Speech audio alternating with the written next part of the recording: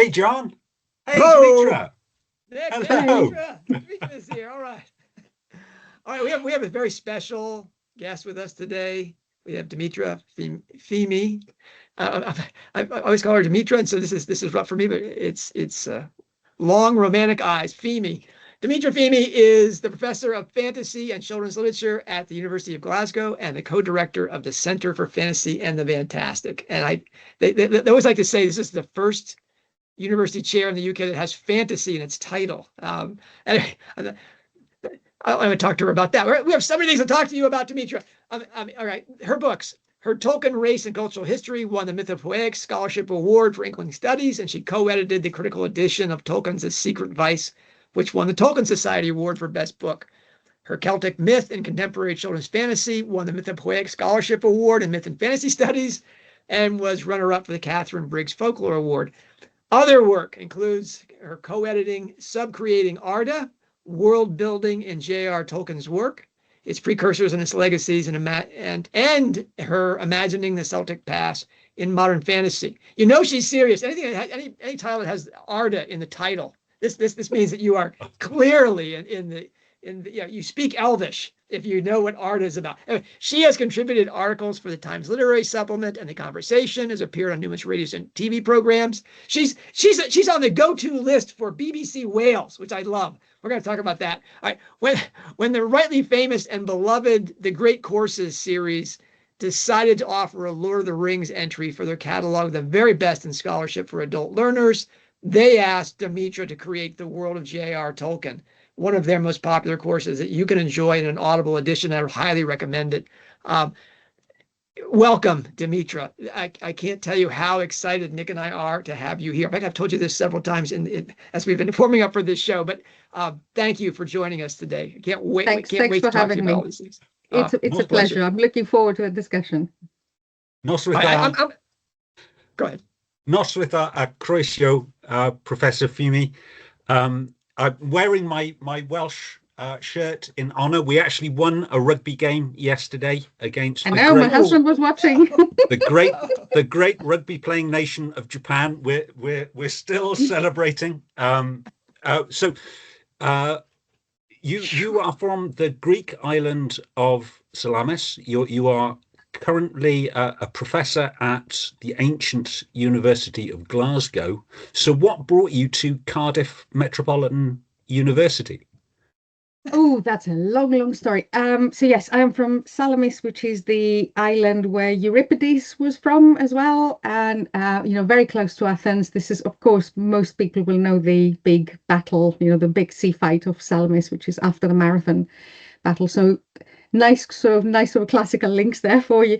I suppose I grew up reading classical mythology from a very young age. I'm also, from a small island where there's still sort of living folklore. There's still, stories are still circulating, sort of folk rituals or customs, etc., etc. So I was always interested in that.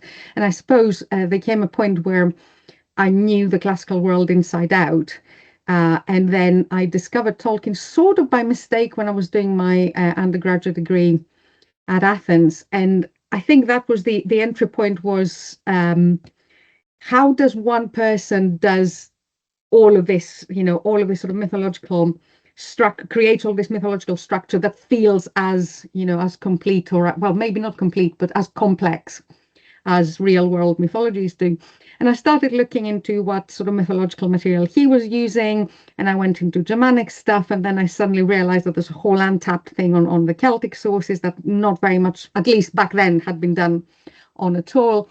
So I was looking to sort of do a master's in some other mythological traditions, so not the Greek, not the Greek and Latin, which I knew pretty well, and Celtic seemed like, the untapped resource, and of course then you start looking at which programs will do Celtic studies as a master's, and a lot of them do, but a lot of them want you to have a Celtic language beforehand. So I looked at Dublin, I looked at all sorts, and at that point I needed either Irish or Welsh before I even started. Well, Cardiff University would allow you to do it whilst learning at the same time, so that was sort of that's what made the decision of Wales and Cardiff Uni, where I did my master's, and then I continued with my PhD on Tolkien. So that's how I ended up. That's how I ended up in Wales. And then of course you learn all of that tradition, and you realize it's all over the place in modern fantasy as well. And after my PhD, I got the position at Cardiff Metropolitan University, which is a slightly younger university in Wales. And the job opened in Glasgow. Is it now 7 or 8 years I've been up here? So that was the first ever job on first ever lectureship on fantasy and children's literature opened, and I was like, this is for me, this is mine. I'm going for it. And it was a big decision, because my husband is from Cardiff, he's and all his, we still go quite a lot because my in-laws are there and his sister and all that, and it was a big thing. I was like, look, if you're ready to move, because our son was quite young then, I'll go for it. But if we're not sure about this, I'm not even going for it, because I think there's a good chance I'm going to be offered this, and I don't want to be in this situation where we don't know what we're doing. But he was very supportive all for it, and it all worked. It all worked all right in the end. So I've ended up from one, I suppose, Celtic speaking country to another. I did try a bit with Scotch Gaelic. I have an understanding of how to read Irish, but I'm not, I can't claim I can speak much at all.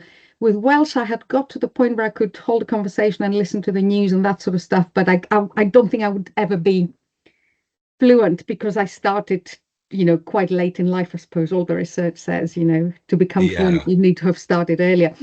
But yeah, and I'm worried I'm losing some of it. But then I was in Cardiff a few weeks ago, and it was fine. I was thinking, okay, I remember a lot more than I thought. Yeah, so it's a very. Really, Dimitra, you're hilarious. I have two daughters who live in Greece, as you know, and they've been there 10 years. They're fluent in Greek. But every time I talk to them about this, and we laugh. First of all, they start laughing, like, "Look at me, I'm speaking in English," And then, but they say, "No, Dad, we're not fluent in Greek. We have these horrible American accents, and we can never, get rid of these American accents." Greeks all look at us sideways. You're these women in, the outfit, and they have American accents, which doesn't the Greek mind doesn't accept that. Really, that's just too weird. But you don't have a Greek accent at all. Well, I think it's because I'm lucky in the sense that my mum is an English and French language teacher, so I started very young. What is with this picture? All right. Yeah, I don't know. I started quite young. I suppose I know too much about also, I suppose, the whole British folklore and context, because I was I lived in the house of my mum ran her own sort of language school, so there was all this educational material. We read the Ladybird books as young children. There's a cassette of me speaking, saying stuff in English when I was like 4 or 5 or something silly. So, but that is multilingualism in Greece is not unusual. We're a country that relies a lot on tourism. People pay, to have private lessons and educate themselves in languages, because so much of our economy relies on being able to do this. So I think there was a good background there, I suppose. So for our American watchers, Ladybird books were small hardback books costing 5 shillings or 25p, and they were a distillation of British culture as we would have liked it to have been. Yes, exactly. Not necessarily how it was. Yeah. It's true. I was reading from the age of 3, and I didn't know anything about Ladybird books. I never read Enid Blyton. I didn't know Enid Blyton until I was in my 40s. Yeah. Not the time you want to read Enid Blyton. But anyway, that what a different world you all come from than my I read C.S. Lewis in Greek long before I discovered Tolkien. C.S. Lewis was translated. The Narnia books were translated in Greek and did really, really well. But they never translated The Last Battle, so I had to wait until I could read enough in the original. The secret book. I know. Secret text. All right. All of our Rowling Studies people are like, I'm glad you all are having a great time. Yeah. Okay. Dimitra, you're a Tolkien scholar, and you're expert in fantasy and children's literature. But Tolkienistas are that's a Harry Potter fandom word. Tolkienistas are legend for looking down their ent noses at Harry Potter. Though there are important exceptions to that rule. Stratford Caldecott, of blessed memory, his wife Leonie, Amy Sturgis, you know a lot of these people. How did you meet The Boy Who Lived, and what were your first impressions of Rowling as an author? I suppose it was the same way that most British people heard about it. It was word of mouth, and that's something we forget. We forget that the whole industry sort of backing or sort of advertising didn't happen until the books were well established. So I just heard other people's children talking about it. I think actually my mother-in-law in her book club read the book. And then, I read the first, I think at that point we were already at book 4. So I sort of read the first 4 in one go, and then got hooked. My husband read them as well and got hooked. And he doesn't read fantasy, he reads like Le Carré and completely different things, but he got completely hooked as well. And then, it was just waiting for the next book and reading them together. And so, buying 2 books and reading to each other so that none of us would go ahead of the other and, could know what happened first and all of that. I suppose the first few books, my first impression was, these feel quite traditional in many ways. They're built on the school story, which is an institution in children's literature in Britain and goes back to the sort of 19th century. But and they're quite light-hearted and there's a lot of humor there, which is actually a tough thing to do when you're writing serious fantasy, right? It's there's an interesting balance there, and then they started getting more and more like the sort of fantasy I knew from Tolkien, where the big themes started unfolding and the darker sort of themes and the big struggle, the big sort of existential stuff. And by that point, you're immersed in the world. By that point, you're also quite interested. Well, you're invested in the characters. But at that point, I was also interested in all sorts of things. I remember the theories about, do we have an Atreus sort of story there, or a Percy story? Will Voldemort end up being Harry's grandfather? I remember sort of seeing all sorts of possibilities there.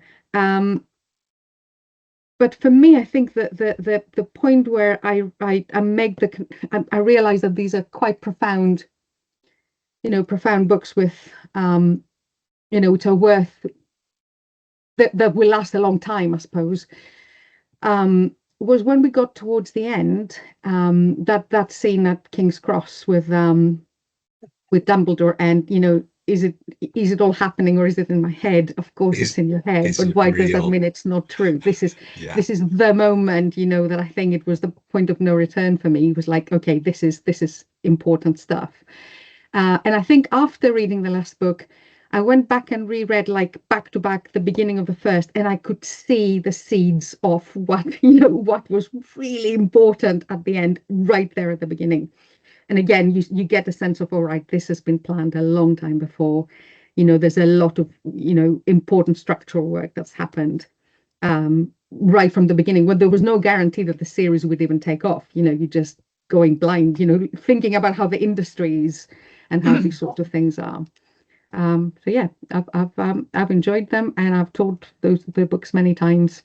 And I love the classical mythological stuff. I like sort of, going through all of this. I like using, I like, the whole Latin for spells, and, the accusative, and, the amount of times I've used the expecto patronum spell to explain nominative and accusative in Latin, and, why it's patronus, but in the spell you have patronum.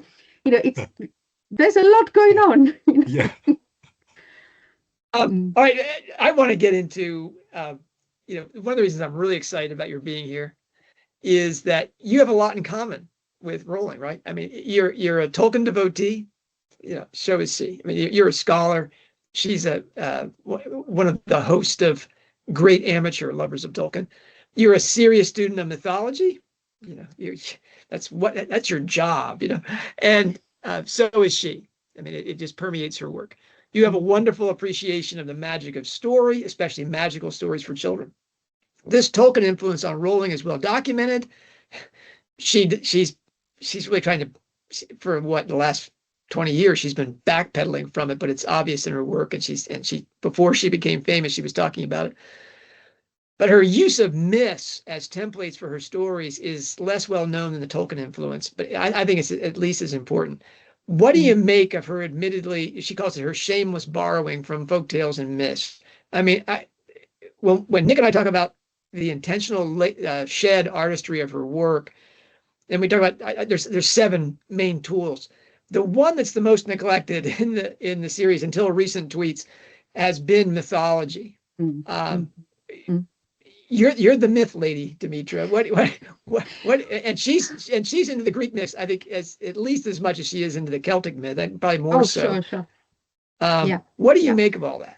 Well, I don't think there's anything to be ashamed of. It's the fantasy literature is in some ways a continuation of the way that myth and folklore work. These are stories that have survived for a long time for a good reason. They're versatile stories. They can be told and retold, and they mean sometimes, the very same thing, which is a fundamental human thing, and sometimes they have enough sort of variation in them to mean different things for different generations.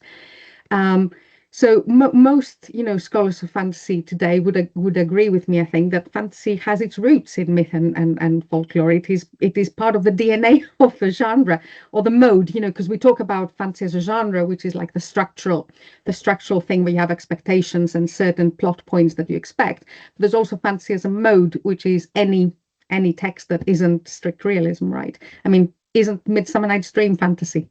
Come on. Yeah.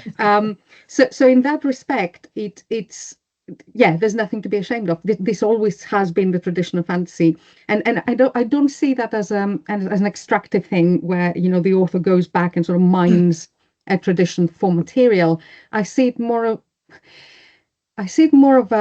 as a chain, as a tradition, interlinked chains, I suppose.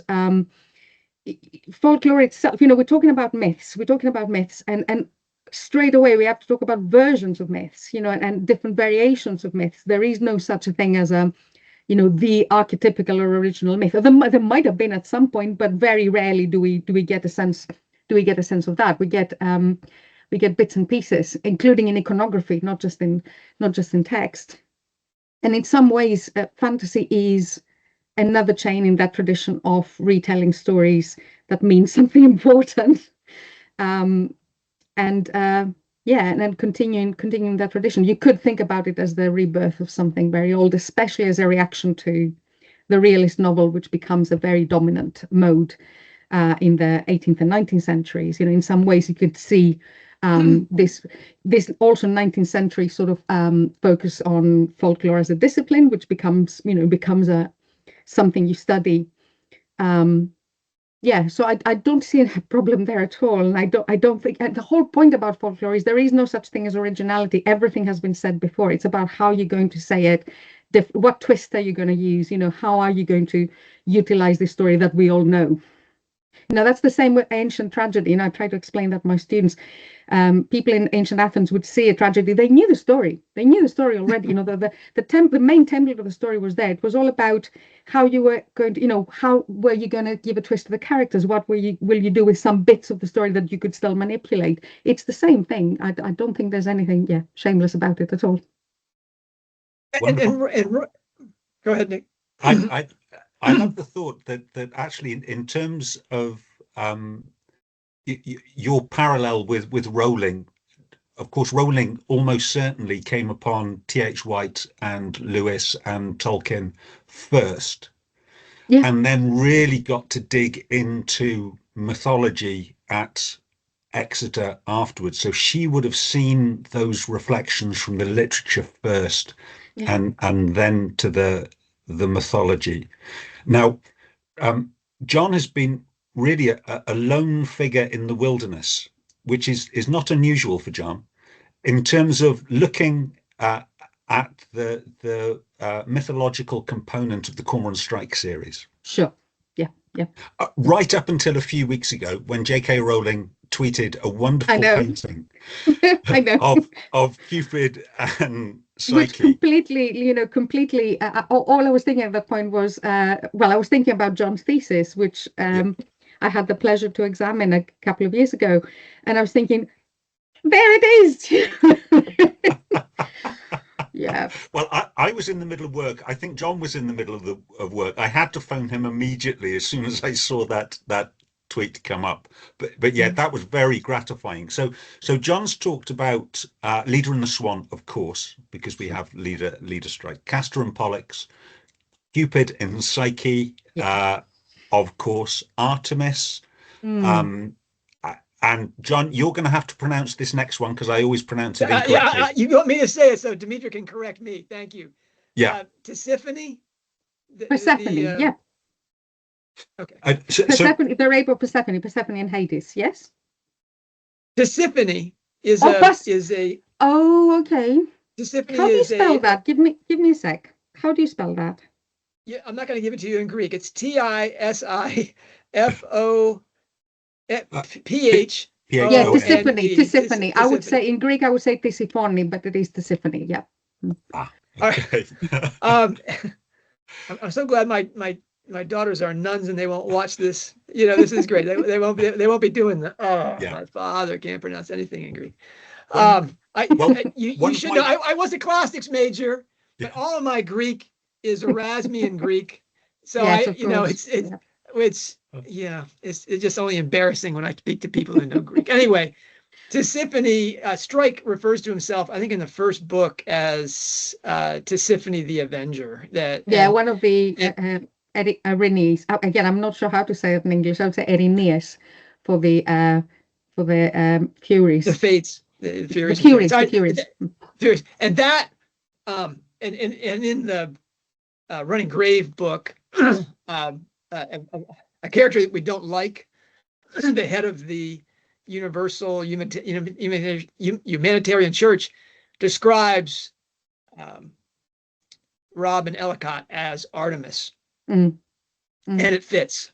It does fit really well, and it fits better now that we know about her.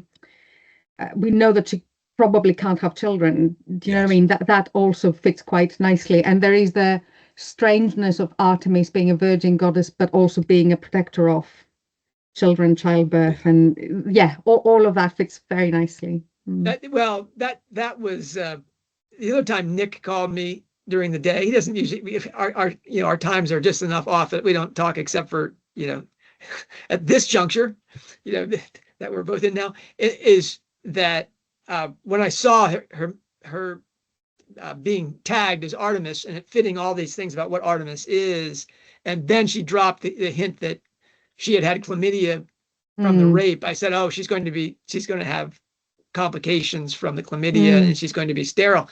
And everybody, in Strike fandom was just roll their eyeballs about, there goes John, off on his mythology thing. And I was like, this is so clear to me. And I got no response to that other than a few eyeball rolls and stuff. But even better, Dimitri, when it came out, in chapter 3 of this book, nobody said anything except for us.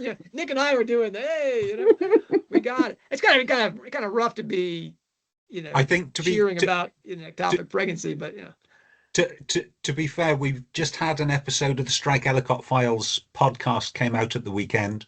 They've reviewed up to chapter 3 of the new book in their deep dive. You get full credit for that.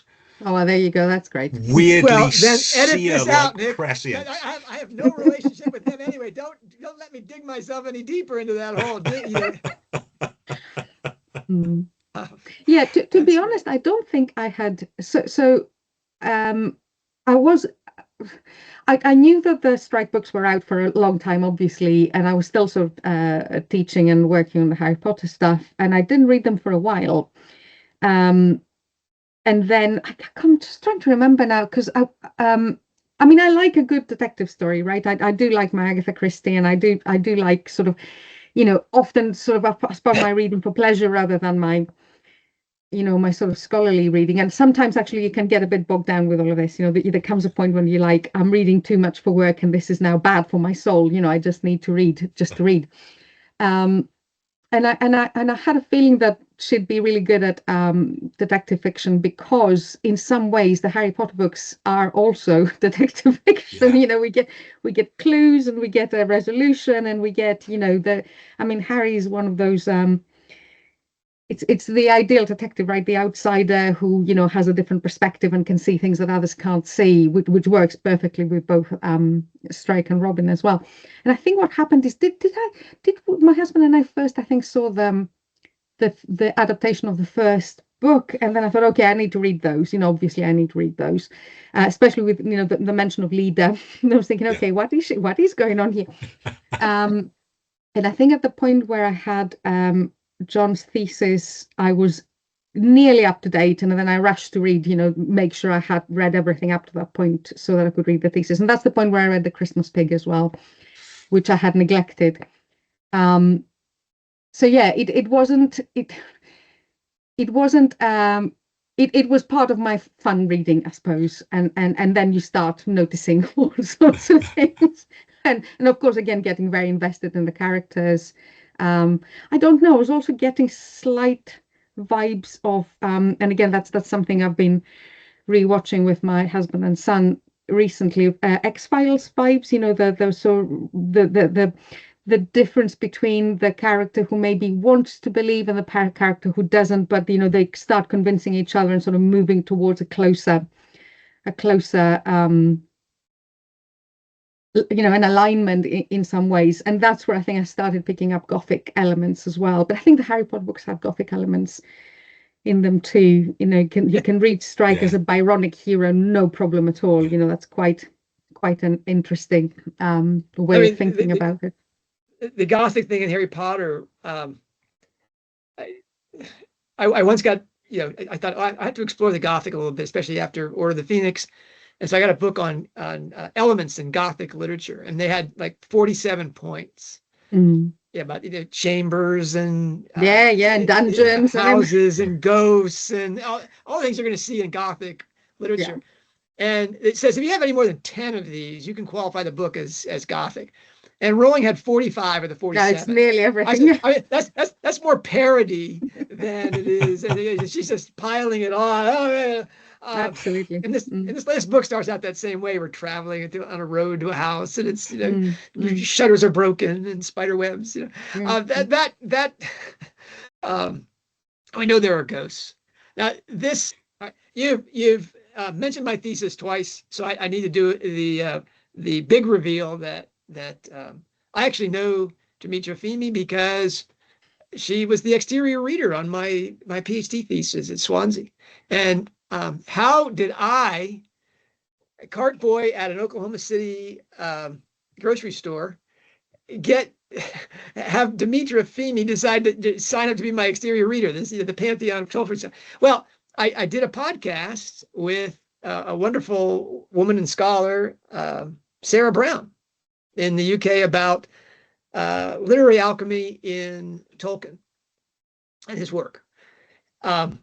And we had a wonderful conversation. She's a delightful woman and mind-blowing what she did with Tolkien's work in alchemy. And she, of course, it was one of these moments where she was fangirling me about literary alchemy, and I was just doing I don't believe this is happening. But anyway, I was at the point where my thesis advisors were saying we've got to get an exterior reader, John, and it should be somebody in the UK. And I go, well, I know all the people in the UK. They're going to be able to help me with that. And I asked Sarah, Dr. Brown, who she recommended, who would be sympathetic to that kind of reading. And she says, I know. You've got to talk to Dimitra Fimi. And I was like, right, I would if Stratford Caldecott was still alive. I'd have Stratford call her, but this is too much of a stretch. So anyway, my thesis advisor contacted you because I'm not supposed to contact you, and no, all of that has to happen at another level. Yeah. But the best part of that story is that my thesis advisor told me, Don, don't mention any of the work you've ever done. They don't know you're the dean of Harry Potter scholars and this, that, and the other thing. And so they had me strip everything out of my thesis that I'd ever mentioned before. And they wanted it in a formalist paradigm rather than what I really do. And so I get to the Viva, and Dimitra says, John, what have you done with this thesis? There's nothing in here of your stuff. And and my thesis advisor's in the other room doing the, oh my God, What have I done? she knows who he is, you know. Well, of course we do. It's a small world, you know. I think we all know of each other's work, and I think nowadays there is definitely an encouragement to, you know, for people to publish before their thesis and to you know to continue that work. I think in older times there was this fear about, you know, not sort of interfering with a thesis, but a thesis is a step in a longer process. It's not you know, a completely separate thing that you do and then you close it off and put it in a box. It's, you know. Well, anyway, it was you saved me on several levels. One, the corrections and notes you gave me were really what saved me. But that the thesis had Cormoran strike in it. It was largely a Troubled Blood and Christmas Pig thesis with Harry Potter touches, and that when I thought Nick and I were talking about, you know, who can invite on the show, and I was just like, oh, I've got to ask Dimitra if she'll be on the show because she gets all of this. That's what I want to ask you is, we've been talking about Rowling and the mythology, and you've seen Rowling's recent confirmation of the Cupid and Psyche myth in her tweeted painting of Psyche Ascendant. That suggests that we're going to see the happy ending of that myth, Cupid and Psyche, in strikes 9 and 10. What did you see of that? I worry a bit, to be completely honest. Yeah, I do worry a bit because the version of the story that has stuck with me the most is a bit ambivalent. You know, it's like, you know, she sleeps this eternal sleep and then she's woken up and taken to, you know, that apotheosis sort of moment, which is usually when the myths end and, you know, somebody's died and then they've taken them off to become a constellation or whatever it is. And I don't like that very much. I'm just thinking, please do not sort of, you know, give her a big tragic death and then she becomes a, you know, a hero post. I don't want to see that, please. But yeah, I'm worried. I'm worried because that marriage element of the Cupid and Psyche, or Eros and Psyche, as I would say, myth is not straightforward. It happens at a different level, doesn't it? It's not on Earth. It's of a different sphere. So that I think she's given us something to be hopeful about, but at the same time, I don't know. Well, there's actually 2 weddings, isn't there? There's 2 weddings to the same people, but for the first time, Psyche doesn't realize who she's marrying. Yeah, I suppose, yeah. But well, that I suppose we've gone past that point now, haven't we? You know, this whole idea of her not, you know, not knowing who he is, or trying to find out who he is, or hearing, you know, misinformation about who he is. I think we've probably gone past this, and it hasn't been, you know, it hasn't been interpreted as a marriage, but more as a partnership, as a union. That's why I'm reading that at the moment. And I do so want a happy ending, but at the same time, will she do that, or will she go for something slightly more challenging? I don't know. I don't want the challenging, but I can see why, as an author, you might want to push the boundaries. I want to. We've been corresponding via Substack and other things because Dimitra has her own Substack page, and that will definitely be down below for you all to do that. Look down below, and you want to stay in touch with what Dimitra is doing. One of our correspondents in the moderator Bach channels at Hogwarts Professor was appalled that when Robin hears about Bijou or hears about Candy and these things that are being said about Strike as basically a John that hires prostitutes or something, it's just this abuser of women, and she has her doubts. She says to herself, you know, and this correspondent, who shall not be named, said, "Oh, come on." You know, she's been with this guy through thick and thin. They've been battling death. He pulled her off the train tracks. Is this an abuser of women? And I thought, yeah, that is pretty odd. And then I was back and forth with you, and you said, Oh, John, that's Well, you made some comment like, as you know, John. And I was just like, oh yeah, as I know, it's a myth thing. because it bothered me as well, I suppose. And I stopped there and I was thinking, why is she even contemplating this? That doesn't work. And then I was thinking, wait a minute, it isn't the whole sort of plot line of her trying to see him with a lamp, and sort of burning his arm and all that. Isn't that because her sisters keep on trying to convince her that he's a monster, that you don't know what's you have a completely wrong understanding of him, that that there's something there you don't know about, right? And then suddenly I was thinking, okay, that probably makes sense now. This is like a nod to that element of the story in which you could potentially be led to believe something that in your gut isn't right. So yeah, I was thinking this is the moment of the jealous sisters. And of course, her conscience mind is trying to reconcile the fact that she knows she's in love with Murphy. Yeah. And she's trying to do that all the way through. While her subconscious is battling that, she's suffering PTSD. I mean, honestly, this whole book, Robin's she's having a very hard time, isn't she? Yeah, absolutely. In terms of, she's a student of psychology, and she's the soul in absolute flux here. And the core conflict that we've been talking about a lot at Hogwarts Professor is Eros and Anteros. And she gets that, I think, through C.S. Lewis and his love of Spencer and her own love of Spencer, because that permeates Fairy Queen, this Eros Anteros absolutely distinction. And we're seeing that in this book. Nick and I just did a ring analysis of the first 13 chapters, and the turn is chapter 7, of course, and that 7th chapter features Robin in conversation with Kim Cochran, who is clearly the erotic figure of the book and represents kind of the suppressed feminine sexuality that Robin is. Obviously she's a woman, she's sexually active, all of that, but it's not her identity. She's very uncomfortable with people that identify with that. And so she certainly repressed that around Strike.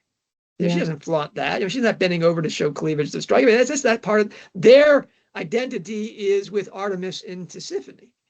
That they're the Avengers and they're the truth seekers. And that's anti-erotic. That's a selfless love of the truth for others. Well, this series is largely turning on that, and Robin's schizophrenia. She's really having to come to terms with her. She has a vocation. Her interior logos, if you will, is the word that's calling her from within is that Artemis identity. Yeah, and yet she's a human being. She's a woman human being, and so we have this real agony and conflict. My question for you about this in mythology is a lot of that's literary. She's getting that from the thing, but isn't a lot of that sort of the Jungian psychological approach to this myth? I mean, the Jungian school really owns Cupid and Psyche, or Eros and Psyche. This is their paradigm of feminine sexuality.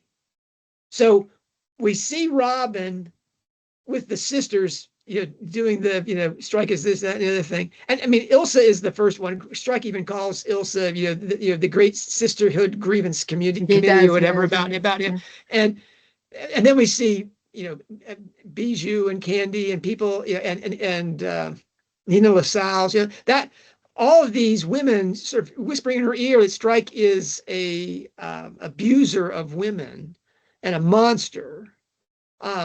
And that she has to come to terms with this by saying no. This is sort of the message of what the tower and the myth tells Psyche that she has to do going to hell. She has to not be a woman. She has to not be nurturing and caring. She has to say no in order to have her identity be real rather than just sort of a biological influence. Anyway, I love we're going to see that. I think certainly we're going to have this Jungian crone come in the next Oh book and yes, say, oh yes, we have yeah, the therapist. A sweary psychologist. Very much looking forward to it. And she's going to say basically, drop Murphy and strike. You know, don't talk to men. You know, or she's going to be kidnapped and disappear. We may find out that she's disappeared and gone off to Prudence's house. I love just the sort of the Pilgrim's Progress quality. Robin retreats to the house of Prudence. I'm like, oh, okay, that's pretty transparent. I think that's a big thing that's underestimated generally in Rowling is her nomenclature. You know, the choice of names throughout all of her work. But that's a whole other, yeah. But that's interesting. Yeah.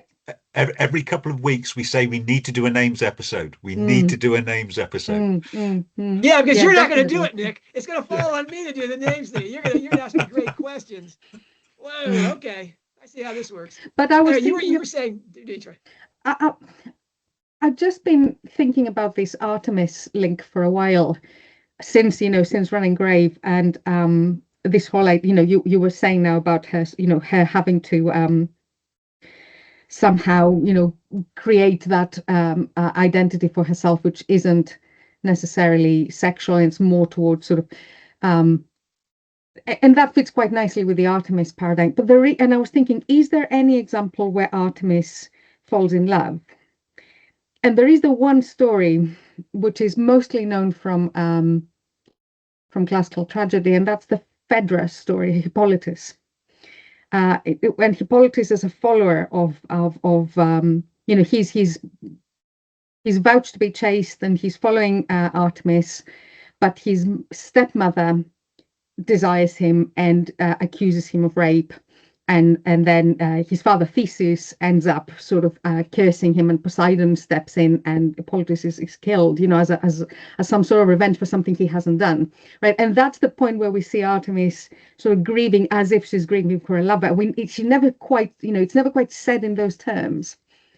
But I don't know, there's something interesting here in terms of having the virgin goddess grieving for a male follower who's also about to be chaste. So this whole Antares thing, I don't know. I'm just processing still all of this. But it's not unheard of to have Artemis in that position of, grieving for a man. Fascinating. But that's the only example I could think of, because she's, usually quite harsh and difficult. When you pointed out that the celebrations, because Rowling put that thing up saying, here's what you have to look forward to, Psyche and Cupid ascendant. And you point out that, well, life on Mount Olympus is not life on Earth. That this is post-mortem. This is, and the Robin and Strike, more obviously than Cupid and Psyche, though most people missed it, is Castor and Pollux. Yeah, she's the great driver, and he's the boxer. And they're more like brother and sister than they are like, obviously like lovers. And that story doesn't end well. No, that doesn't at all. We have another constellation situation. That's right. That's right. And it has a connection with Leda and the Swan because of the bizarre, double twins and stuff. But that, I'm just thinking, gosh, Helen and Clytemnestra on that side of things, don't we? And again, there's something interesting there about the two female models we get with those two women, because one famously, one of course is the cause of the Trojan War because of her beauty, because of her sort of sexual desirability, but the other one ends up being the avenger. So really, she goes to heinous sort of criminal behavior, but this is really revenge for her daughter. So all sorts of interesting things there as well. And we've seen a lot of that desire for revenge, or avenging, maybe not quite revenge, when really horrible things have happened, and either parents or children taking things in their own hands. We'll see. All of this is, that's the fun of this, though, isn't it? That we don't know yet. In a year's time, 2 years' time, we'll be saying possibly very different things. Yeah, it depends on what she tweets next week. I know, there's that as well. I mean, this is something that people that are in Tolkien scholarship don't have to deal with. You know, no. We don't have, you know. Well, there's still stuff that come up every now and then. New letter sort of comes up, or, you know, some sort of. Yeah, I mean, I didn't. We were working with Tolkien's manuscripts for a secret advice for his essay about language invention, and there was stuff in there I wasn't expecting to find. So there's always a possibility that something's going to surface, but not in that live sort of situation. Well, it would be as if you had the Tolkien diary dump. You know, all of a sudden we got Tolkien's diaries. You would experience what the Rowling world is like, of just, oh my goodness, we've just been given all this information we never expected to see in our lifetimes. Anyway, I'm going to take a detour here, because another thing that you mentioned in our correspondence is that Running Grave, Strike 7, has another embedded text, which is not a myth per se, though it definitely has mythic elements to it. One that makes sense in light of Rowling's love of everything the Bronte sisters wrote. Tell us what made you think of Jane Eyre as you were reading Strike 8. So as I said earlier, I've always been thinking. Strike 7. Yeah. I've always been thinking of Strike as a bit of a Byronic hero, right? And you know, I'm going by the more sort of traditional. I had it somewhere here to read it out. Yeah, the Lord Macaulay sort of description, that a man proud, moody, cynical, with defiance on his brow and misery in his heart, a scorner of his kind, implacable in revenge, yet capable of deep and strong affection. That's a pretty good description. Yeah, that's a pretty good description. There's nothing in there about a leg, though. Where's the leg? No, that's true. you got everything else, but no leg. I mean, because that's Byron, and he's too narcissistic for that. Anyway, that's a that's a whole other story. So I've been thinking about sort of Gothic resonances and Strike in that respect, and then I sort of forgot about it, and it was probably somewhere there in the back of my mind. But I think for me, the moment that brought Jane Eyre to mind was when Robin is in the attic with a sick child, with his mother, who's clearly gone. Her mind has turned, and just after that point is when she feels that Strike is there, and there's no logic to this. It's just not. There's nothing rational about it. She just knows he's there, and he is there, right? And to me, that straight away brought to mind the point where Rochester is calling for Jane from miles and miles away. You know, the tree has fallen, all of that sort of stuff, and she hears him, and she answers back, and he hears her response, and that's of a huge space. And that point, where the two lovers across space somehow know, and they can communicate with each other. That's sort of, in Bronte studies, sometimes it's been called as a telepathy moment, right? I don't like it very much, because I think it's more profound than that. In some ways. It's not a pseudoscientific term in any way, but that brought that to me. And then I thought, wait a minute, she was just in an attic with a woman whose mind has turned. So the whole mad woman and the attic point of Jane Eyre. And Jane Eyre is full of, as a novel itself, is full of folkloric references, specifically, of the area, the moors, and the gigantic dog, the sort of. It's actually not that far from the Harry Potter. The Grimm. The Grimm. Yeah, exactly. Yeah. It's a version of the Grimm story. And Rochester calls her an elf or a fairy. There's all of those folkloric resonances there. So that to me was like, okay, this sounds like a maybe not conscious, but somewhere subconsciously there, that text is in the background. Is part of the what Tolkien calls the leaf mold of the mind. Of the writer, where things are sort of, think about composting, right? And things are together and sort of slowly decomposing and creating something new out of that. You know enough about alchemy and literary alchemy that, I mean, what we've made of that scene before. You had before I read your thing, and someone on our comment threads came to the same conclusion. This is Jane Eyre. I was like, oh wow, okay. It's in the air right now. Everybody of insight is seeing this except for me. But she's just come out of the box, which yes. Is, I don't know if it's some people make it lowest point, probably, yeah. Yeah. Making it into a Skinner reference or something like that, but she literally dissolves inside the box. I mean, she's not her outside herself when she comes out of the box. She's terrified, and she's terrified of going back in the box.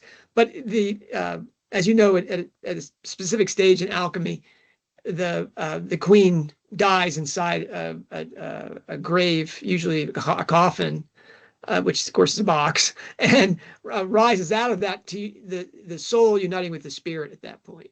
Yeah. And so here she rises from the box and goes up into the attic and sees this child, helpless child, and a unhinged mother who's been tortured because of its relationship with the child. And then she hears Strike, who is in the Shakespearean romance of Strike and Ellicott is a soul and spirit conjunction, and having totally been stripped of her identity inside the box, and in a way it's a purified soul, then she has her conjunction with Strike, much as she does that on Christmas Day in Hallmarked Man, where she comes unglued and goes into the bathroom, which is a place of exteriorization of the same any other place in your house is for exteriorization. There it is, and she breaks down in the bathroom and opens up the gifts and says to herself, "I love him."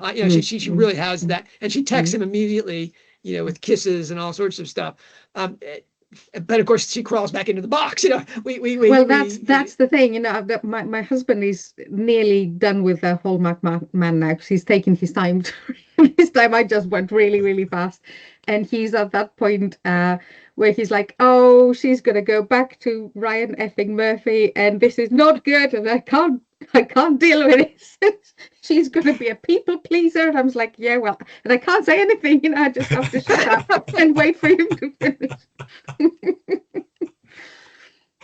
But I think both those interpretations are right. I'd be interested to know about the Bronte sisters and how much they knew about relatively occult elements. And we know that it's like Tale of Two Cities is basically an alchemical novel with its three parts being straightforward, Negretto, Albedo, Ribetto, and I just wonder how much. And we know in the American, the transcendentalists are really involved in that type of reading and writing.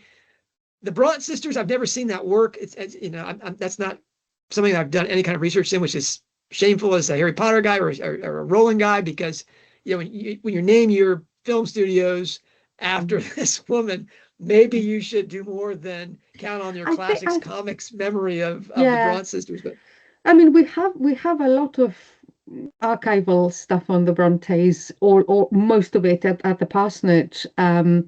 And I mean, again, I know the stuff that tends to be relevant to what I'm doing. So I've read a lot of the Juvenilia, for example, this whole world building they did with their toys, with the toy soldiers, and writing little books for them and creating a whole world for them and creating sort of documents, etc., etc. Because the next book I'm working on is on miniature fantasies. So children's fantasies where we have tiny people, little worlds sort of hidden away, in the natural world or in domestic settings.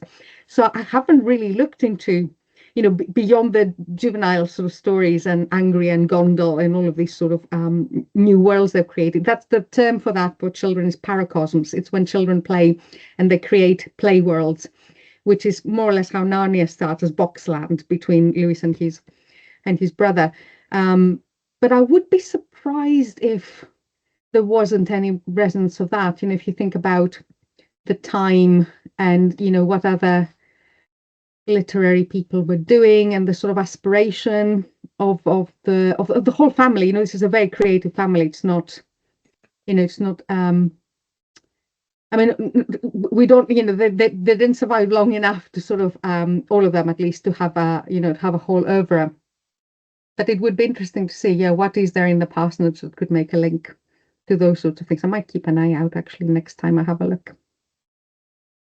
Well, I'm looking through my questions here. This is great. Things to ask, Dimitri.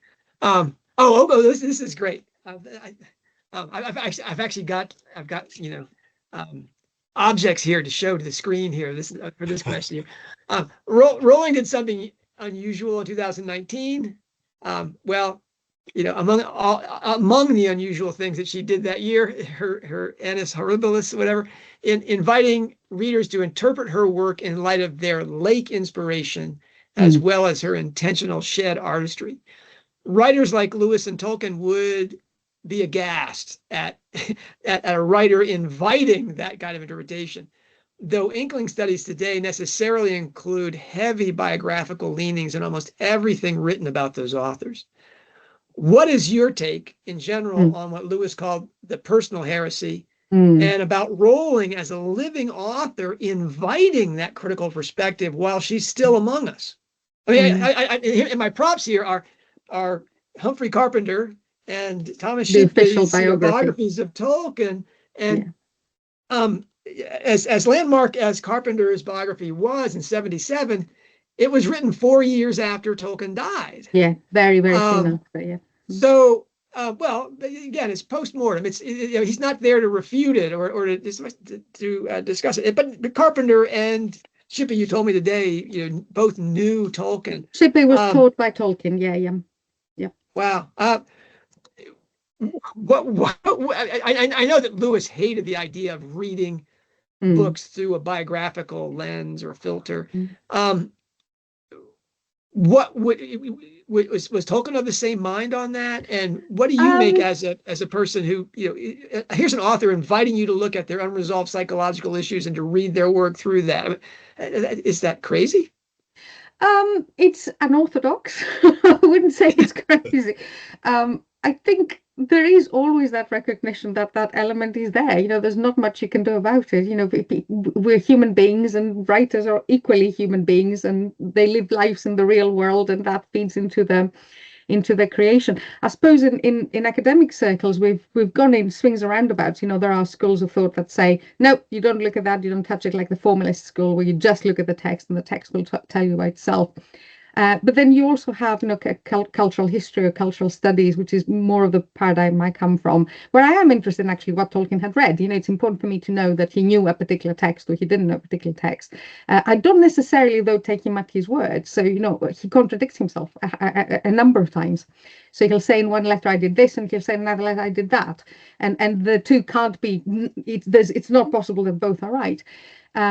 And to me, so I would say that the biographical element has to be taken with caution, a lot of caution, because there's such a thing as a biographical legend, right? And that's the concept of the author trying to, work with this tricky thing that is human memory, which is not, infallible. It's, you're telling a story about your life, and often you're making up a story about your life, whether you want to do so or not. In which you devise an explanation of why you did something that you did. How easy is it to go back to that pivotal moment that a particular idea came to you, and can you really capture it? Can we really go? We can't time travel. We can't go back in the past. And if you think about sort of current research on how memory works, it is a storytelling event. It is a reconceptualization and trying to reconfigure the past. So I think that the example I've used with my students sometimes is how sometimes Rowling has contradicted herself about where the idea of the Harry Potter books came to her. Was it the train trip? Was it the cafe in Edinburgh? Was that the house she lived in at the time? That can't be all three, but maybe it was all three. But elements of the story came at different times. These things are not. It's only in retrospect that we recognize those moments, right? Or in retrospect that we realize, that's what I was doing then. I was responding to that particular thing. So yeah, the authors themselves have to narrativize what happened, and often that comes at points where they are quite annoyed because they're asked by journalists again and again and again the same thing, and you end up with a situation where you have told a story several times. It's not quite right, but you've come to believe that it is right because it's become part of your identity and your understanding of yourself as a creator. So I did a lecture a couple of years ago on Tolkien through interviews and reminiscences. Tolkien gave quite a few interviews in his later years, and he said things that previous writings contradict. And at times he would say the same thing to journalists, to the point of having the phrase exactly word by word, and sort of reproducing it on demand, sort of thing. And that's not a normal way of, this is sort of being put on the spot and having a script to use. And the script becomes a story, and the story is not, the story is a story. The story can become something else.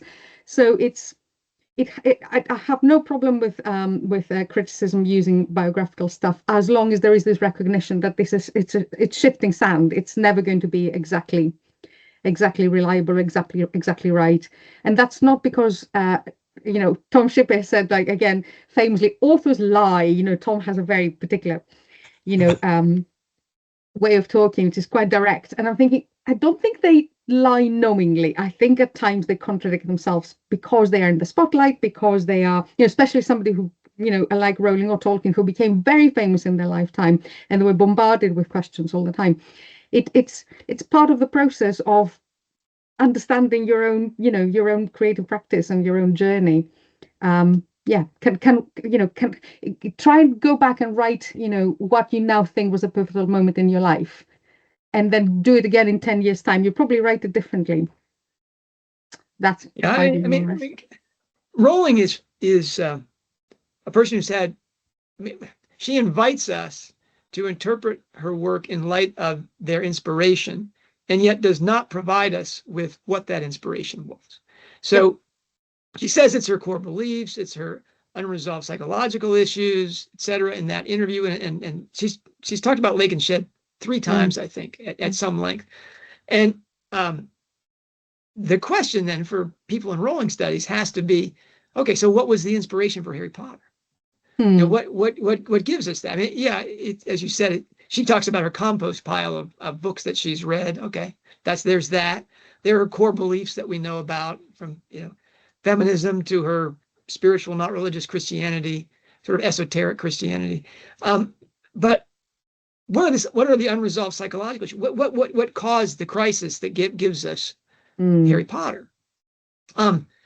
Outside of the world of Hogwarts professor, that's almost a taboo area. People don't want to talk about that because there's not anywhere to go. I mean, her friends. That's the problem, isn't it? It's like I suppose you could work backwards, and you can do it as you've done, John. You look at the fiction itself, and you try to make inferences out of that. But you will never get, unless there is a conscious decision to give us that evidence. That it just isn't there. It just isn't there. And I'm just thinking, I'm just wondering whether there is an autobiography in progress that we will see at some point, or whether there is an autobiography with a particular with a particular instruction to release after she's gone. There's all sorts of things there, and obviously there are real people whose lives will be impacted by whatever is being revealed there. It's a tough one. I was saying before we started about Tolkien's diaries, which exist, but nobody has seen apart from Humphrey Carpenter back at the when he was writing the biography. And even now, a good few generations after Tolkien's gone, there will be revelations in there that might impact upon people whom he knew, or do you know what I mean? It just gets very, very complicated. Yeah, and there are. I mean, for me, that's an ethical question as well, isn't it? It's how far do we go when we don't have, when the author is happy to provide the raw material, I think that's fine. That's where the door is open. It's how far can we go with speculation? Because she gives the invitation and says, this is how my work has to be understood in terms of my method, Lake and Shed. That could just be she's read enough critical biographies, and just answer your aside there. Yes, there are rumors that there's a critical biography in progress. I was wondering about that. Yeah. And that's, you'd expect that, given that there's so much unknown about her past other than what she's shared. And there's large holes in her biography. Where was I going, Nick?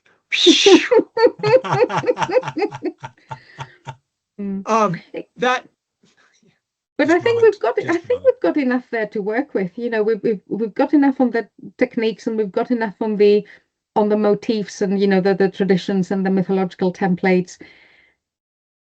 Do we need that information? I don't know. the writer I think about, I think she lives in the north of Scotland, but she was originally from Australia, and she and a friend murdered one of their mothers, brutally murdered them when they were teenagers. They were both imprisoned, and then they were released after some period of time on the conditions that they would never contact each other, and that they have new identities. And they both did, and they've never contacted each other since that anybody knows of. Well, one of them has become a very famous writer of detective fiction, Right. under a different name, converted to Mormonism, and Okay.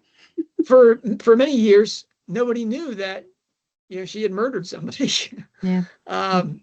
And yet her main detective is a character that's haunted by this horrible event in his past, and Yeah. has repressed memories about it and such. And when a reporter was looking to find out trying to find what happened to these two young girls, years after this murder, which was the big event in Australia of the decade or whatever, that they found it. And here's this woman that is now a famous writer, and she writes stories that are largely projections. And she has a pretty deep lake. She's got issues to draw from that inspire her stories. And now I've read a lot of her work, and I can't read anything she writes and not say, oh well, I know where that comes from. The Rowling thing is, as we've talked about, there's golden threads. There's pregnancy traps. There's dead children. There's grieving parents. There's it's in everything she writes. Yeah. And if then you go back and look at her feminist beliefs, which are a lot like the anti-feminist feminist school of Camille Paglia and Germaine Greer, if you take that, if you make the steps and say, okay, what if Rowling did a pregnancy trap on her boyfriend Michael, and it didn't work out, and she had an abortion, and then she regretted it? It was she uses mother's love as her go-to reference for the love of Christ inside her books. It's sacrificial, unconditional love is a mother's love, and that you have. That's why you have all these women that are grieving for their children, because it's like they just broke their entire nature by murdering or neglecting their child. Now that runs through everything she writes.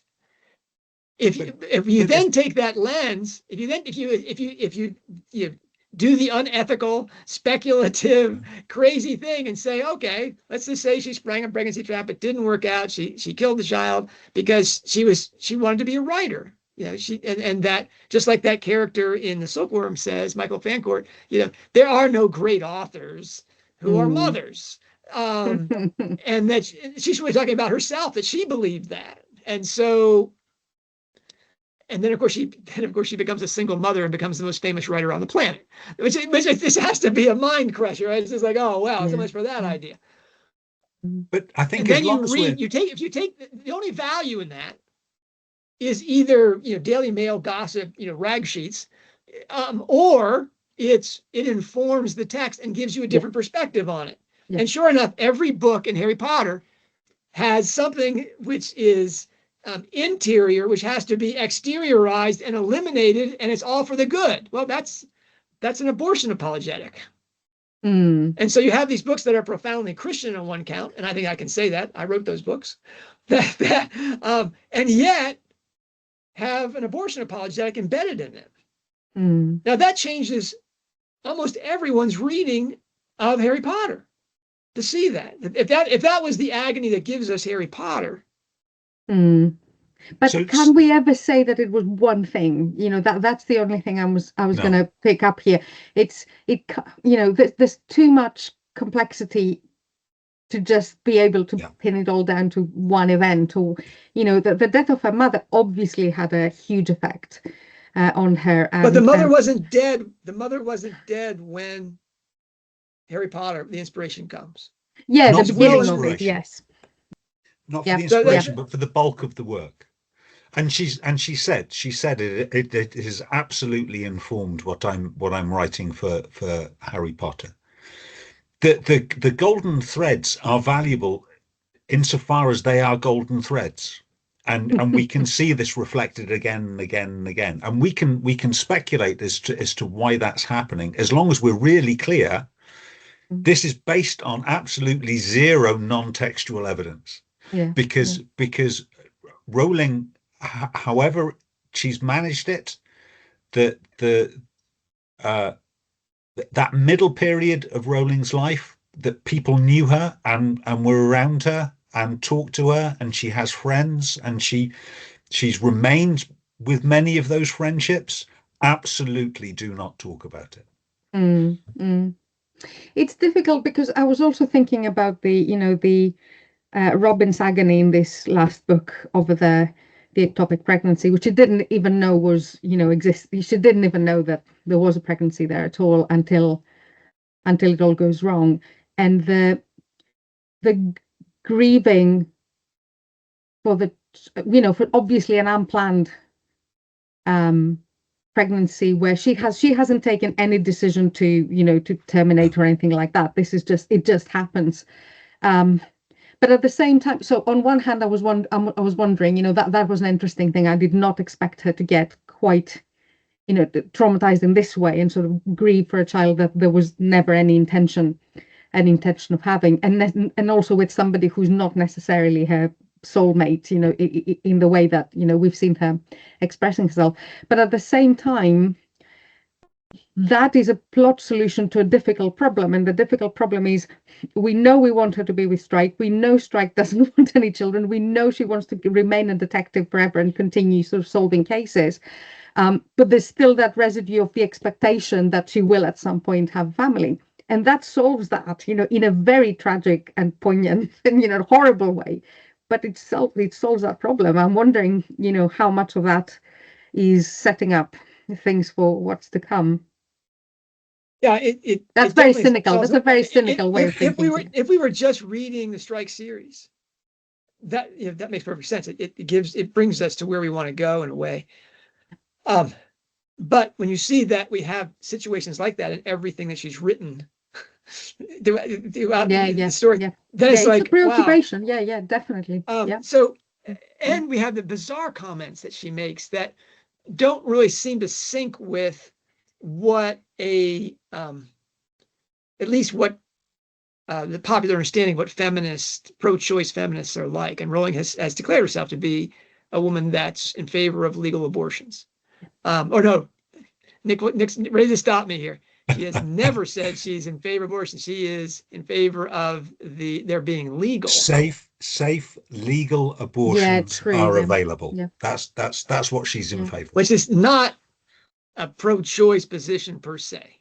There's a scene in Hallmarked Man where Ryan F. Murphy is I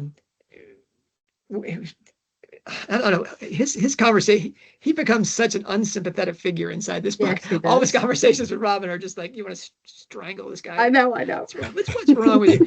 Anyway, but he's basically saying to her, would you have kept the baby? Would you have, did you want the baby and all these things? And she's like, wow, really? I get to answer these questions? And finally she says, of course I'm grieving for this child, What's the exact phrase, Nick? She says, I'm not inhuman. I cried for this child. Yeah.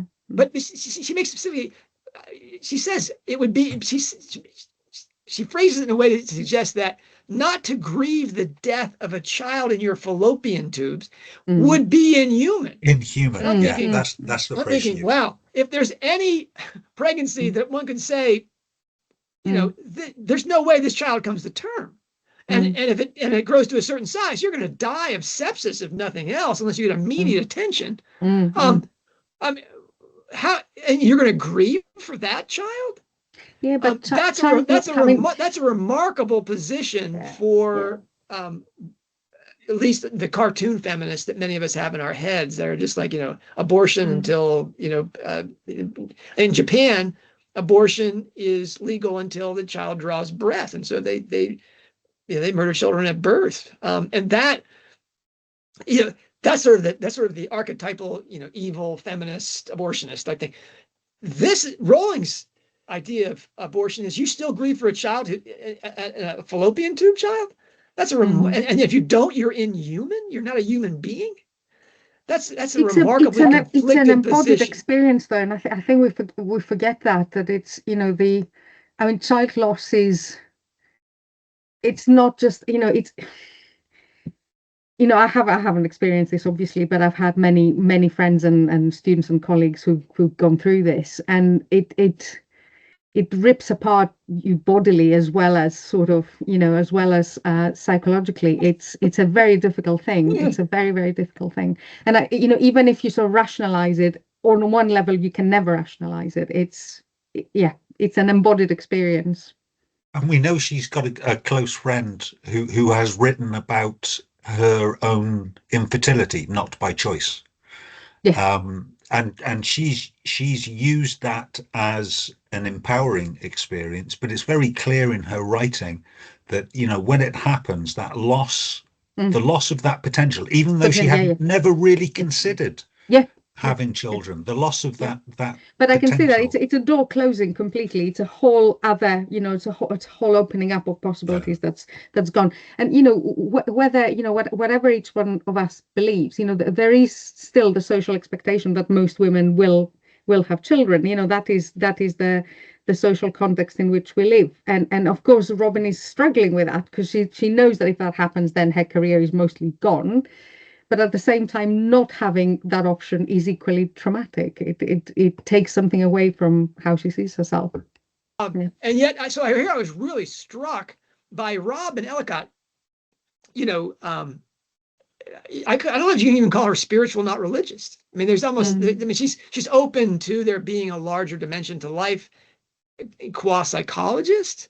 But there's no. I mean, she's. Less religious than Rowling. Rowling says she goes to more church services than baptisms and weddings, or is it baptisms and funerals? What, Nick, you're the expert on this. I think she said baptisms and weddings. Okay. Yeah. Robin goes to baptisms and weddings. That's more or less where we've seen her. Yeah. But Rowling says she goes to more than that. Not Robin Ellicott, once she left school and there weren't chapel services or whatever, that left her life. And yet here's that feminist, that Artemis saying that you're inhuman, at least, you're not a woman, at least if you have this kind of experience and you're not shaken to the core by it. And she just marvels at Murphy's cluelessness and his just boneheadedness in the way he's talking to her about these things. There's a conflict there in Rowling's mind, I think, that's reflected in these characters. And yet that didn't surprise me as much as other things in this book, shall we say. And I don't know whether that's a sort of gendered perspective here, but I got that, that made sense to me. Even, not having experienced something like this, that I understood that, that felt right. That felt. Yeah, and I'm not going to go into the whole gender issues, whatever, but that it's in keeping with, her beliefs, her stands about women biologically having a unique perspective and identity that men aren't going to get. And here's Ryan Clueless Murphy standing in for the male sex. Just like basically, I'm more than my eggs. I'm more than my eggs, Ryan. Really? Yeah, even just on a very surface reading, Ryan was absolutely begging for a slap down at that moment, and totally, yes. And Robin was going to give it. He was asking for it for sure. Yeah. I'll be there to support you, dear. Oh, really? Yeah. Are they going to scrape your ovaries for eggs? That's ouch. Yeah. That was all right. On to other questions. Wow, that was fun. You said you've read Christmas Pig. Yes, Okay, I read Christmas. I actually read Christmas Book in preparation for your Viva, because I was thinking, oh my gosh, this is the one I haven't read, and of course it's quite a short one, you know, and easy to read. And I reread it recently because I'm thinking about sort of Christmas and fantasy and all of that. And I'm also thinking about, I said I'm writing this book on miniatures, and of course they shrink, you know, there's this beginning scene, and I'm particularly interested in how authors navigate that, you know, especially when children shrink and they, you know, you have the whole perspective changing. Yes. I mean, well, it is a here's my gem of a thesis. story, isn't it? It is a little masterpiece. My thesis is that Christmas Pig is going to be like Dickens's Like Christmas Carol, right? Christmas Carol, that or Tale of Two Cities. That you got. She writes these epic books, these 800, 900-page books. Yeah. And you've got to put together a curriculum survey of 20th century, you know, women literature, whatever. And you've got to have a representative book by the best-selling author who's a woman. What do you choose for them to read that's reflects almost everything that Rowling does in a shorter volume? Yeah. Yeah. Well, it's a good one for that, definitely. Yeah.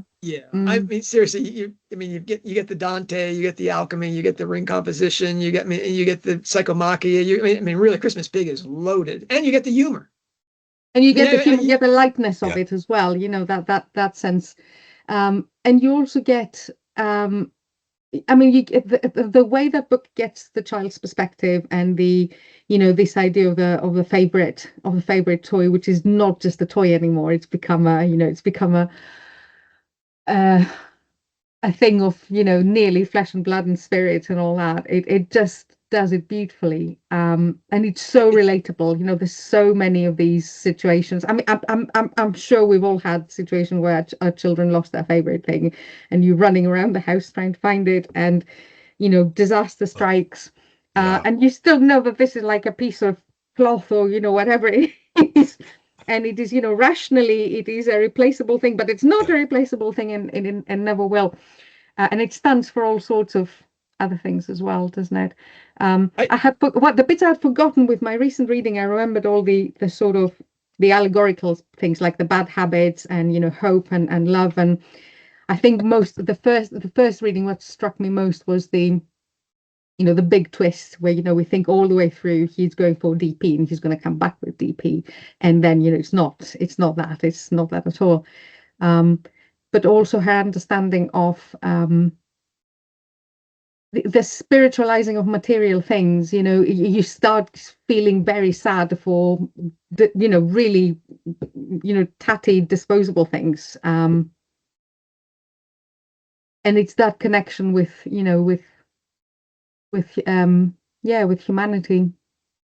It's a wonderful story. It really, really is. I'm surprised it hasn't been adapted yet. I'm surprised it hasn't been. It's in production. It is in production. I was wondering. An animation is in production. Yeah. If you haven't listened to the all cast audio, full cast audio, I mean, that's magnificent. As a Greek, you have to enjoy that she takes Saint Bernard from Dante and turns it into Saint Nicholas. Yes. I was like, okay, you know, check that box. Absolutely. I love that. You know. Anyway, and really the Christian content in that story. That, as a representative thing for everything Rowling does too, you also have the biographical element. You have the mixed families. You have the conflict between this, that. I was just like, wow, just check this out. I mean, this, that. I mean, I've written a whole stuff about the Christmas tree being the point of entry and exit, and really how she uses this. I mean, the portal. This is such a magnificent work, and it's you can read it aloud in, you know, maybe 2 steps. You know, maybe your kids will fall asleep and you can pick up the next day and finish it off. I mean, it's a wonderful thing. But as a Rowling book, I read something you wrote, I think in 2015, earlier today, prepping for this, about Lewis Carroll. You wrote it on the 150th anniversary, I think, of Alice or something. Alice, yeah. And you talked about how we all read out, or I think John Mark Reynolds in the United States said that Alice in Wonderland has become a book that everybody talks about and nobody has read. Right, yes, that's very which true. is sad, But those of us who have read it and the Gardner annotated versions and struggled with it, or just read Nabokov. Nabokov is crazy about you. You read Pale Fire and it's Alice in Wonderland Part 2. But that world, you talked about it as being so comic. It's the child talking to adults the way adults talk to children. Yeah. And I thought, oh my gosh. So here I'm going through my I've got a whole shelf of Tolkien stuff that I haven't read, but it's all down there. And I'm marveling at it. And I think, wow, what if you want to think about Rowling as the marriage of Lewis Carroll, Charles Dodgson, or his feminine, E. Nesbit, twin, or whatever, and Tolkien. You had this magisterial content, but with the humor and the madness of Alice, the Alice books. With all the reversals and all the satirizing, and absolutely. I don't know if that work's been done. Dimitra, I'm going to ask you to do that. Well, I'm going to ask you to write the book about Rowling's the influence of Charles Dodgson on the mad mathematician on Rowling's work, because the problem with Alice is it's everywhere. It's a watershed moment in children's literature. It's impossible to not read Alice in nearly everything that's been written after Alice, because it's the first time really where you have the child perspective at the center of the book, and all of this. The child's perspective is what's important. Before that, you always have a sort of adult voice in many ways, either narrating or sort of moralizing or presenting things a certain way. And this is the book that reverses all of that. And it's also the book that says, I'm not writing to teach, I'm writing to entertain, which is, of course, when you're writing for children, you're always writing to teach, whether you want or not, because you're an adult and they're, you're a much more life experienced sort of person, and they are still, being shaped. So there's always going to be an element of didacticism, whether you like it or not. But it's that urge, to escape that and sort of take the child's perspective. And I think Jack is a really good example of, of all the emotions and, all of the different sort of range of expectations for what a child's reactions would be. And at the same time, he is much more mature at the end. In many ways, that's been, there's nothing new about what I'm saying here, that all children's literature is about the process of growing up. It's all about the process of maturation.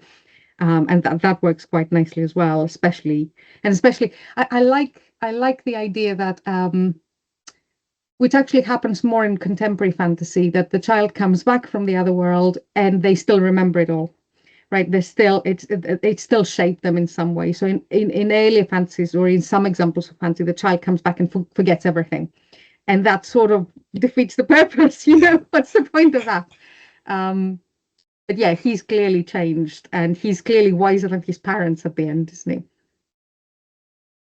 he? But his sister has been touched. That was the part that I liked. It's just like, oh, yeah. But outside of Jack, you don't get Harry Potter without the Alice books, because it's all taught. It's all Rowling famously, read Austen's Emma 20 times while writing Philosopher's Stone, and when you read Emma and read Harry Potter, you're like, oh, because it's that third person limited omniscient thing. That's a hard perspective to write from, because it's you're over that character's head, so you have some facade of objectivity, and yet you're only with that what that person is seeing and how they neglect or misunderstand it or whatever. And it's a brilliant thing. It's very difficult in first or third universal. It is limited omniscient allows you to set up the big twist at the end and that sort of thing if you know how to do it.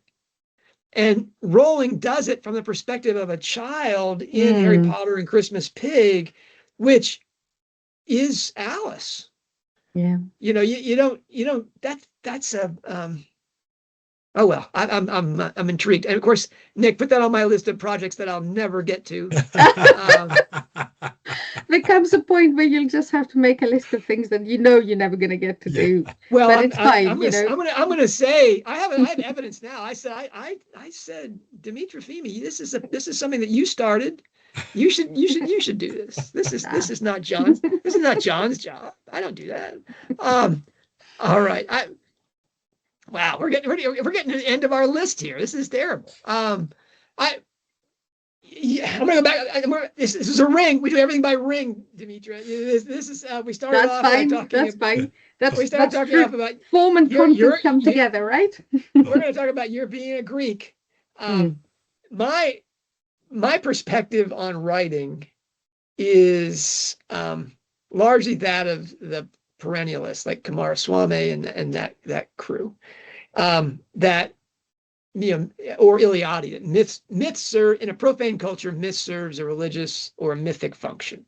I mean, story serves a religious or mythic function.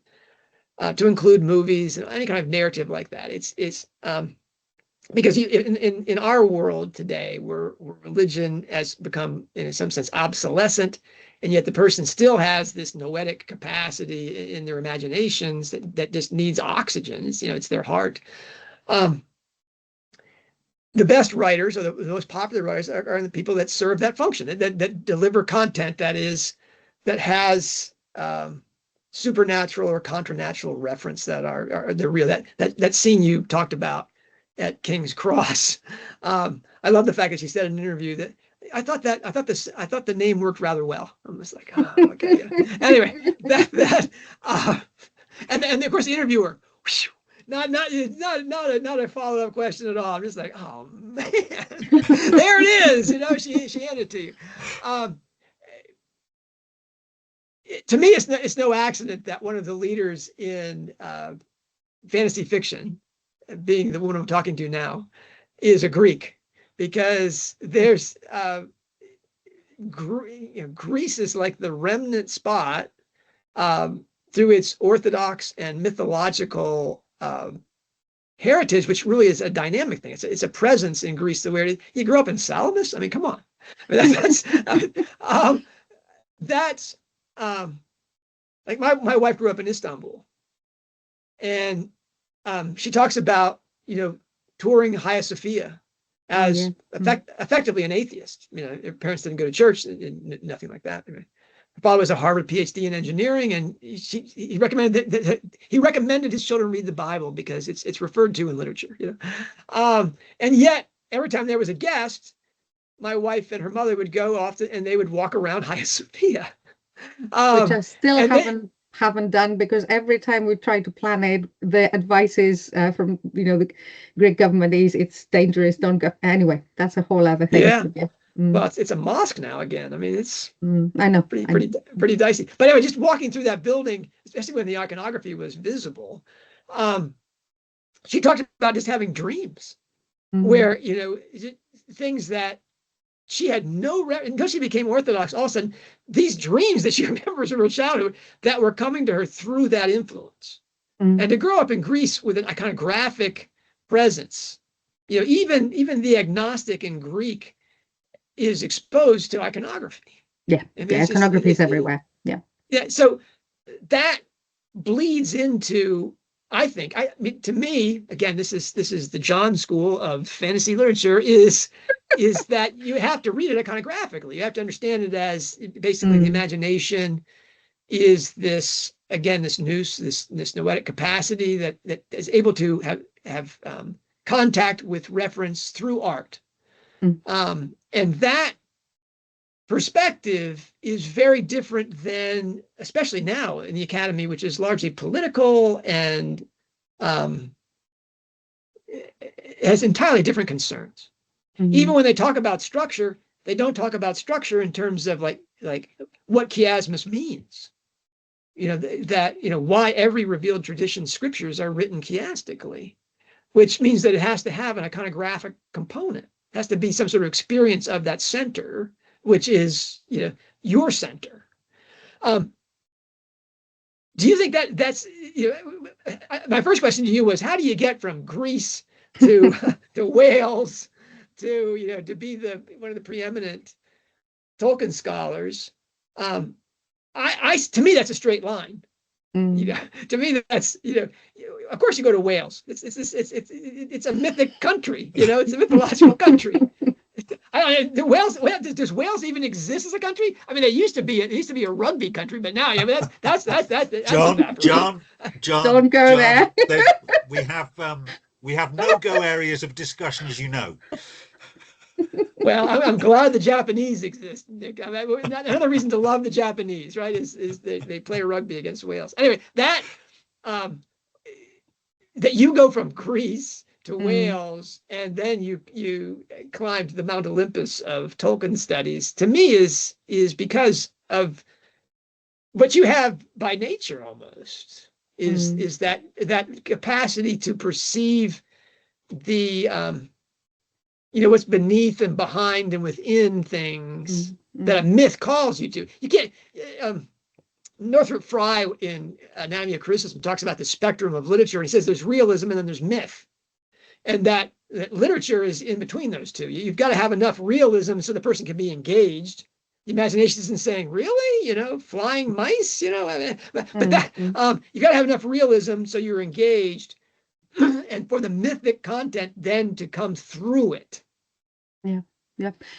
When you grow up in a culture that's all about that mythic content and understands it's not realistic, but that it's of course it's in your head, but it's not. Why would you think it's not real? Because that is what's most real.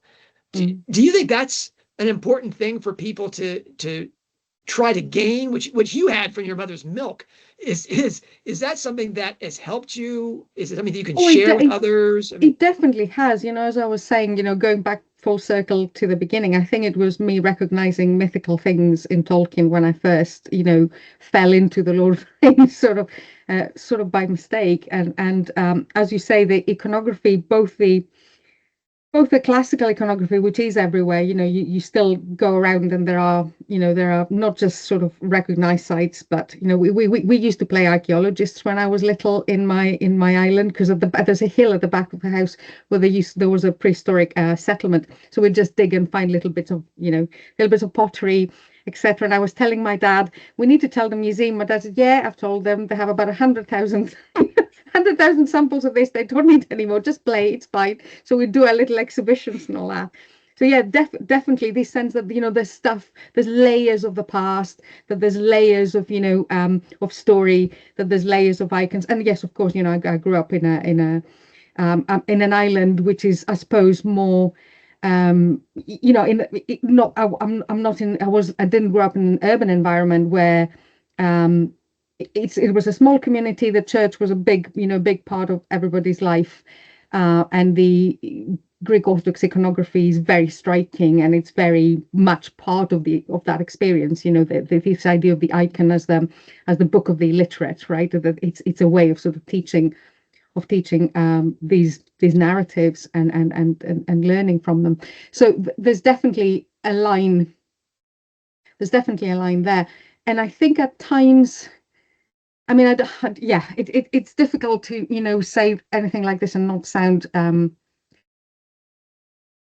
don't sound presumptuous or arrogant in any way, but that's John's job.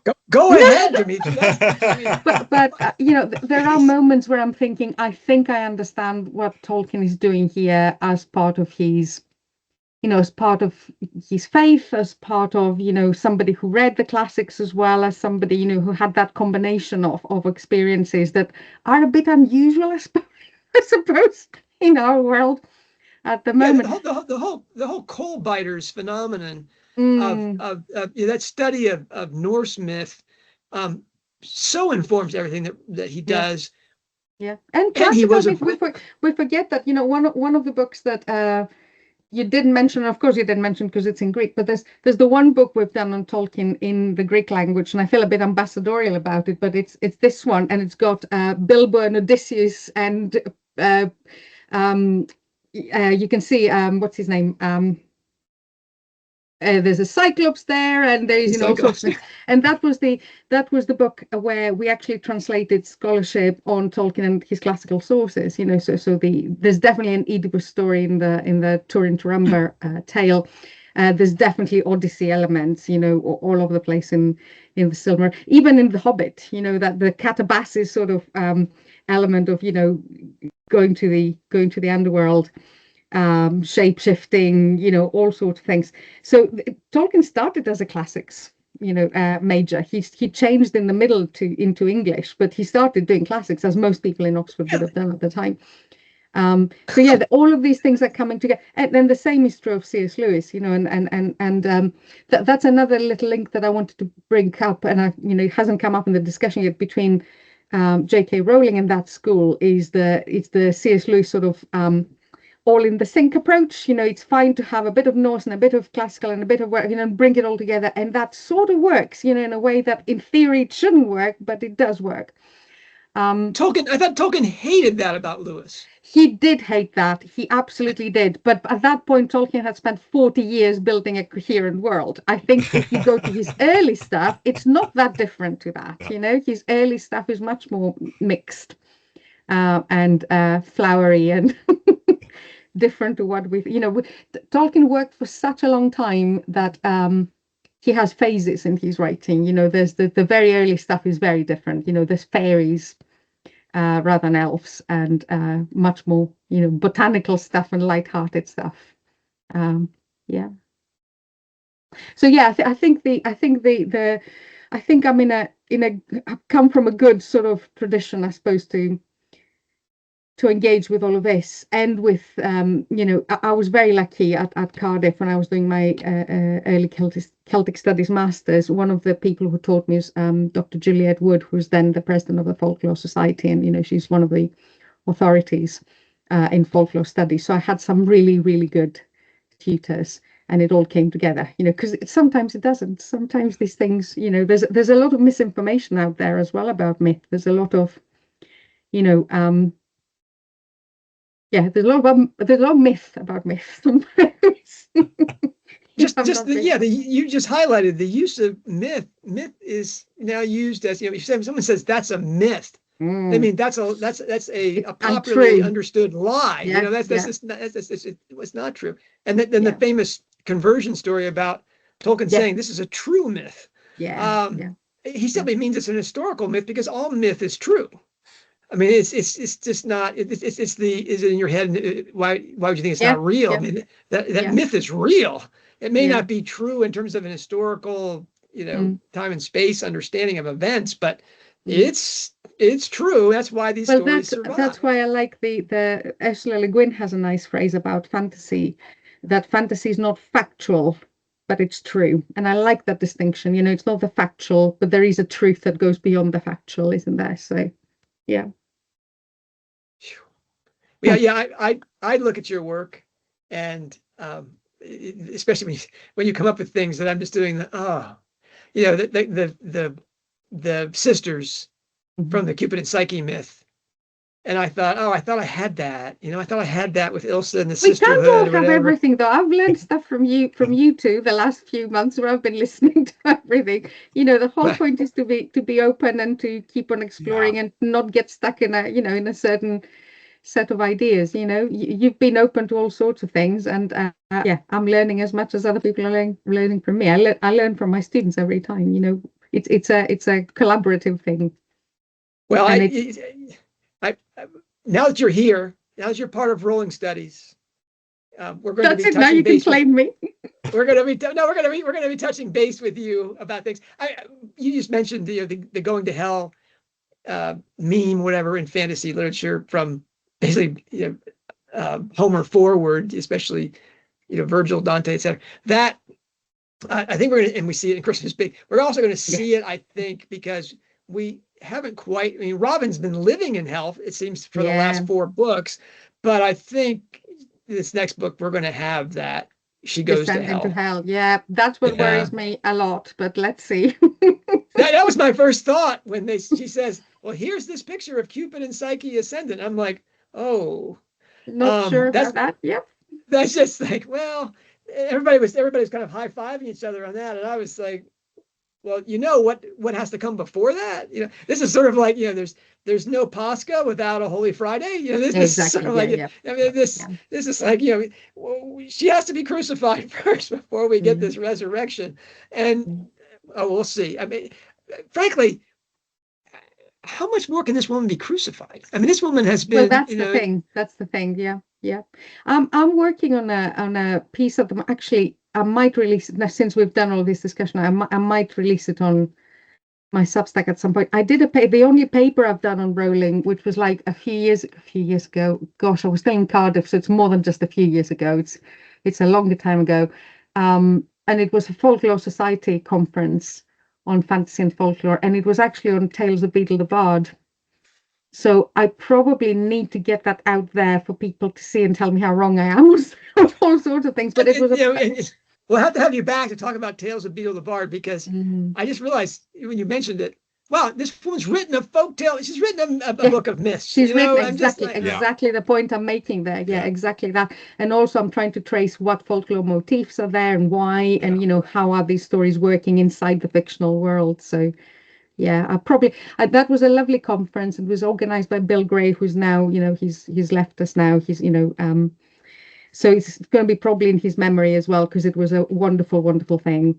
And I have done nothing with it. I've given it as a lecture, but I haven't published it. So I'm probably going to upload it. Yeah, then you put me in the mood now. That's it. This is all your fault, you two. Well, no, I'm claiming responsibility. You blame me all you want.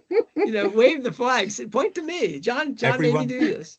Everyone, don't forget, please subscribe to Dimitra's Substack if you want to see that wonderful article. I can thoroughly recommend it. There's a lot of children's literature there, but yes, as long as you're aware of that. A lot of Tolkien. Well, also, if you go back into her archives, you can hear her sing, which is Dimitra, you have a beautiful voice. My wife, that Substack you did in tribute to a Greek artist I'd never even heard of. Forgive me. I looked up all of his things. I spent, it was a rabbit hole. A morning of my life was spent. Who is this person? This is fascinating. I think you'd be quite interested in him, John. He does all sorts of interesting mythical things. He also started as he changed his views a lot throughout his life.